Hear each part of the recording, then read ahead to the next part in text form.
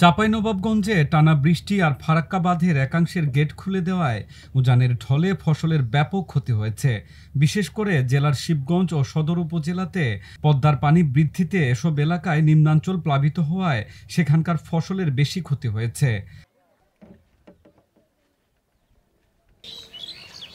বন্যাপ্লাবিত এসব এলাকায় গিয়ে দেখা যায় আউশ ধান, আখ, হলুদ ও বিভিন্ন শাক সবজি পানিতে তলিয়ে গেছে।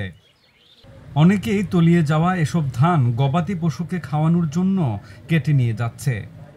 পশ্চিম দিকে বিরাট বড় একটা মাঠ আছে, সর্বফসল আষাঢ়ি ধান যেটা বলে, আমরা বাংলা কথা এটা বলি যে আষাঢ়ি ধান, আমরা আষাঢ় মাসে লাগে আষাঢ়ে বলি। এই ধানটা আমাদের ডুবে সব শেষ হয়ে গেল। আর যারা খাটা কাজকর্মের মানুষ তারা কিন্তু কোনো কাজে যাইতে পারছে না। আমাদের চলাফেরার অসুবিধা, শুধু আমরা বাড়িতে বসে আছি, কেউ কোনো কাজে যেতে পারছি না, আমরা অসুবিধার মধ্যে পড়ে গেছি। আগে ওদিকে বন্যা ছিল না, কম ছিল, দূরে ছিল। এখন 6 দিন থেকে এদিকে বন্যাতে খুব প্লাবিত হয়ে গেছে। তাই জন্য আমার এখানে মৌসুম ফসল ডুবে গেছে। আমাদের কোনো ব্যবস্থা নাই, অর্থাৎ নৌকার ব্যবস্থা নাই। কোথায় থেকে আমরা চলবো? কৃষক বা এই দিনমজুর দিন দিন খাটে, দিন দিন খায়, সেটাও ব্যবস্থা পূর্ণ বাদ হয়ে গেছে।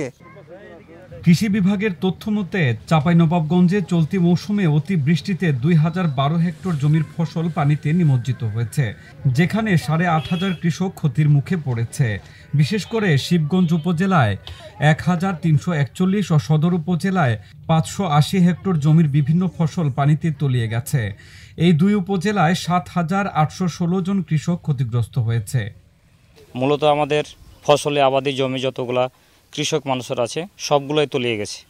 20% আজকে থেকে যদি পানি কমে তো কিছুটা আংশিক পাওয়ার সম্ভাবনা আছে, আবার আজকেও পানি বৃদ্ধির পথেই। আর মূলত আমাদের গবাদি পশু রাইখার জায়গার প্রবলেম প্লাস খড়ের প্রবলেম। ফসলের ক্ষয়ক্ষতির বিষয়ে চাঁপাইনবাবগঞ্জ কৃষি সম্প্রসারণ অধিদপ্তরের উপপরিচালক ডক্টর মোহাম্মদ ইয়াসিন আলী জানান, বন্যা আর অতিবৃষ্টিতে ফসলের ব্যাপক ক্ষতি হয়েছে। ক্ষতিগ্রস্ত কৃষকের তালিকা তৈরি করে সরকার থেকে প্রণোদনা আসলে ক্ষতিগ্রস্ত কৃষকদের মাঝে বিতরণ করা হবে।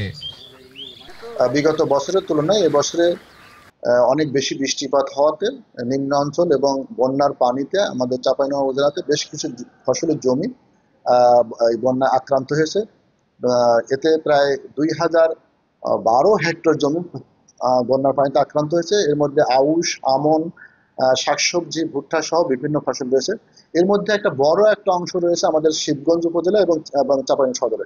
শিবগঞ্জে প্রায় 1340 হেক্টর এবং চাঁপাইনবাবগঞ্জ সদরে প্রায় 580 হেক্টর বিভিন্ন ফসলের জমি বন্যা আক্রান্ত হয়েছে।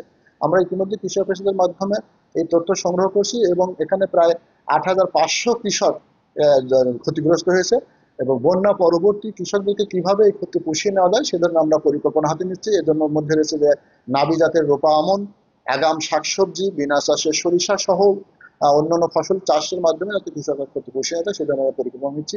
সাথে সাথে আমরা সরকারের পক্ষ থেকে যদি কৃষি পুনর্বাসন বা পুনর্বাসনের ব্যবস্থা আসে, আমরা এই সমস্ত ক্ষতিগ্রস্ত কৃষককে এই পুনর্বাসনের সহায়তার মাধ্যমে তাদেরকে ক্ষতি পুষিয়ে নেওয়ার জন্য চেষ্টা করব।